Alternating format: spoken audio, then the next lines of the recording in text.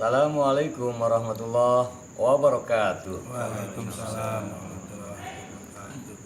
Alhamdulillah, jumpa kembali kita dalam silaturahim nuansa pencerahan hati. Baru saja kita melaksanakan ibadah sholat berjamaah. Ya, ada Pak Agit. Gimana kabar Pak Agit? Alhamdulillah sehat. Kelihatannya gemukan nih. Iya Pak. Sehat ya? Sehat. Alhamdulillah. Ada Pak Maksum yang senyumnya senantiasa membuat anak-anak senang. Ya, dan Bang Daniel dengan Bang Lutfi, kita kumpul seperti ini, asyik. Tadi habis ngopi. Ini kopinya dibenahin apa gimana nih? Dibenahin dulu ya. Ya, kita langsung saja. Biasa kita kalau habis ibadah sholat kumpul, kadang ada tanya jawab. Kira-kira Pak Agit ada yang ingin disampaikan Iya, atau ditanyakan? sedikit pertanyaan Pak. Ya. Jadi saya ini pengen menceritakan kenapa sih saya kok selalu kecewa Pak ya? Kurang kencang nih kayaknya nih. Kenapa saya harus selalu kecewa gitu Pak? Dengan harapan tiba-tiba kerja yang tiba-tiba ada aja kendala, bisnis yang tiba-tiba yang harusnya jadi tapi tidak jadi, yang harusnya bertemu tapi tidak bertemu. Iya, Itu iya. tuh kadang-kadang saya ngerasanya, apalagi dengan kondisi lagi kayak gini Pak ya, lagi pandemik, lagi agak keuangan susah, tapi kok malah dibenturkan yang seperti itu lagi Pak. Oh iya, jadi ada sebuah kekecewaan-kekecewaan baik dalam bidang usaha, kerjaan, dan bahkan ada peluang-peluang yang akhirnya Yang berubah-berubah gitu Pak. berubah-berubah. Wah, ya.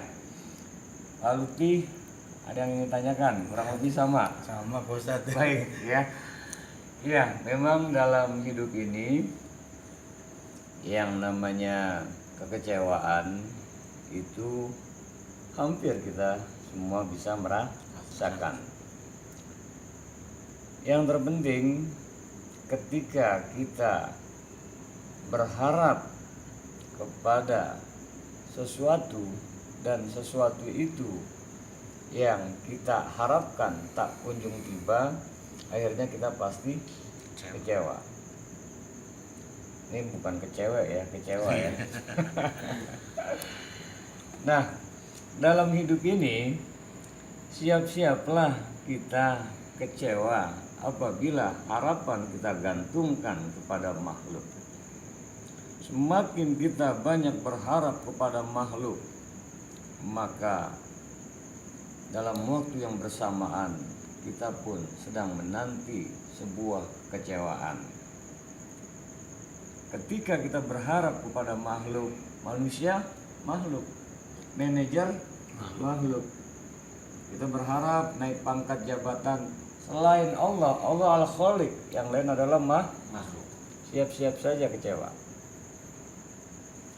Saya sudah percaya 100%, ternyata saya berharap kondisi ini segera berubah, ternyata saya berharap goal bisnis saya, ternyata saya berharap padahal yang saya datangi luar biasa, doanya katanya makbul, tapi saya sudah berharap, saya sudah sedekah, saya sudah memberikan ini, saya berharap doa-doa mereka.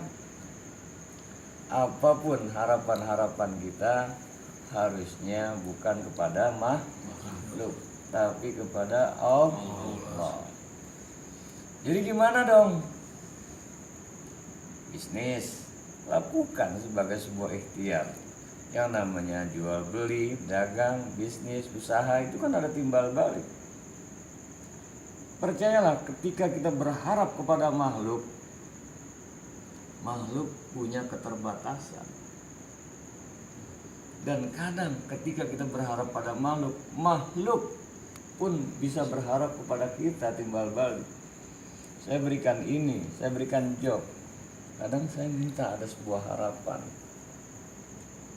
pencitraan saya, suatu saat saya akan ditolong dan lain sebagainya. pun tidak selesai sampai di situ. Suatu saat jalin yang sudah mesra saling harap, ketika ada sesuatu yang kandas dengan kondisi keadaan seperti sekarang ini, kecewa kedua belah pihak. Untuk itu kita harus berharap hanya kepada Allah. Allah tempat bergantung. Bagaimana prakteknya?